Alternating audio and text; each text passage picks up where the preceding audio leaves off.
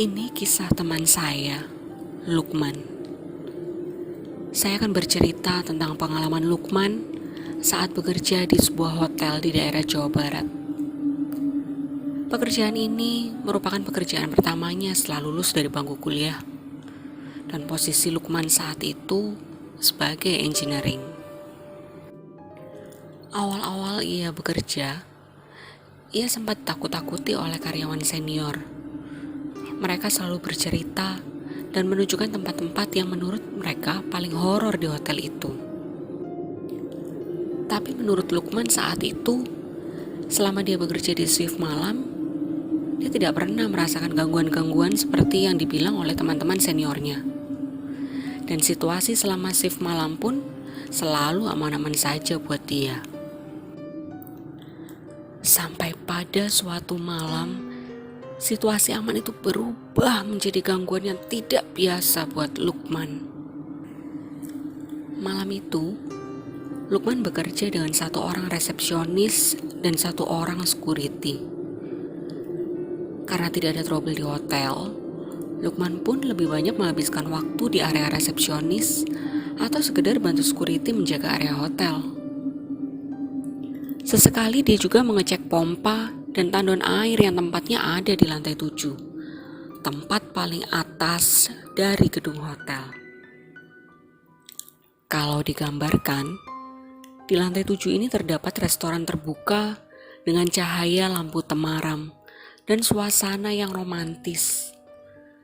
Dan di sudut resto inilah, Lukman akan mengecek kondisi pompa dan tandon air. Waktu sudah menunjukkan pukul 12 malam, dan inilah saatnya untuk mengecek pompa dan tandon air. Lukman pun pamit ke Pak Ahmad, security di hotel tersebut.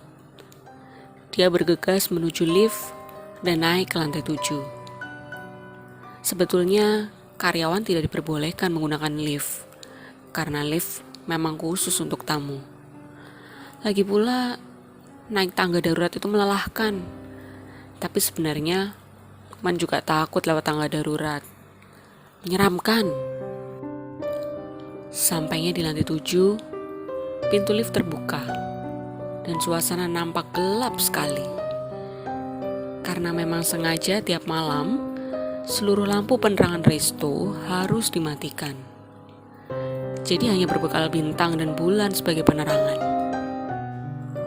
Kemudian Lukman menyalakan penerangan dari handphonenya dan mulai berjalan ke arah dapur. Saat melangkah pertama kali, Lukman sudah merasa ada mata yang sedang mengawasinya. Dan kemudian, Lukman pun memberanikan diri melangkah cepat ke arah ruang tandon air dan pompa. Sesampainya di sana, Lukman langsung menyalakan lampu. Tidak ada yang aneh sih. Dan Lukman pun mulai melakukan pengecekan.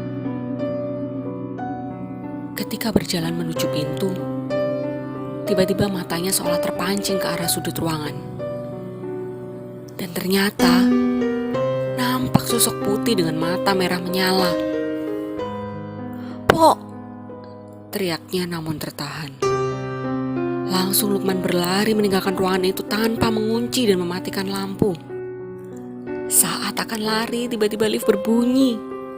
Ding! Dan pintu terbuka.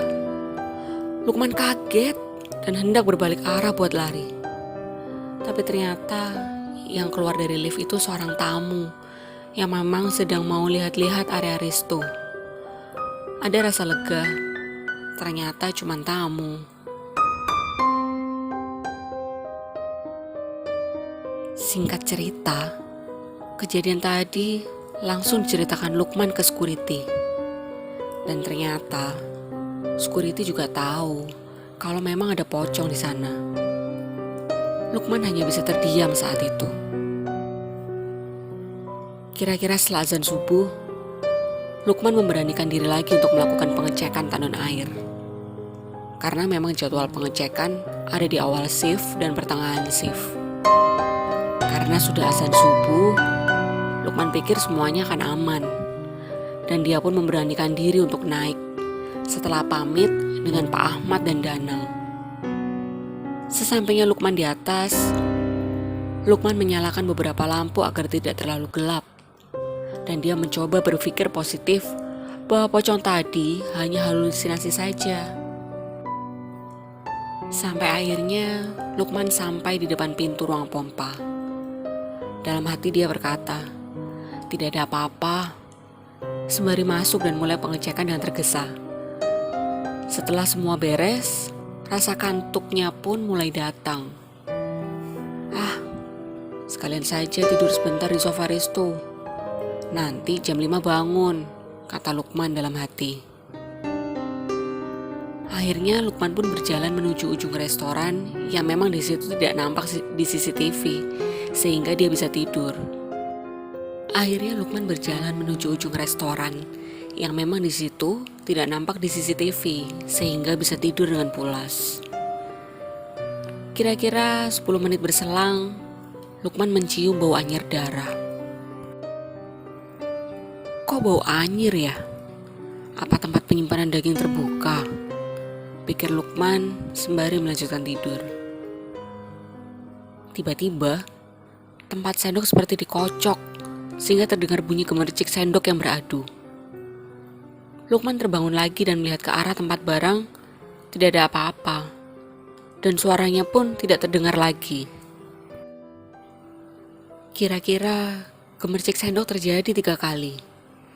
Dan yang aneh adalah terakhir di mana Lukman mendengar seperti suara benda yang diseret berat serta bau anyir darah yang pekat. Semakin lama, semakin dekat suara seretan benda itu. Akhirnya Lukman mengintip dari sofa.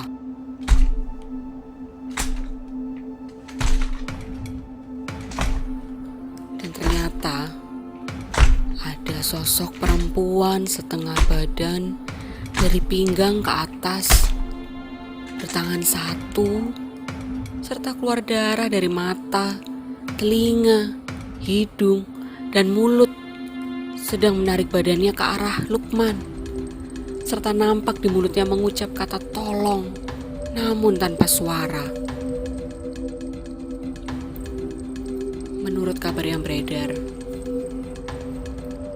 sosok itu adalah sosok hantu korban kecelakaan.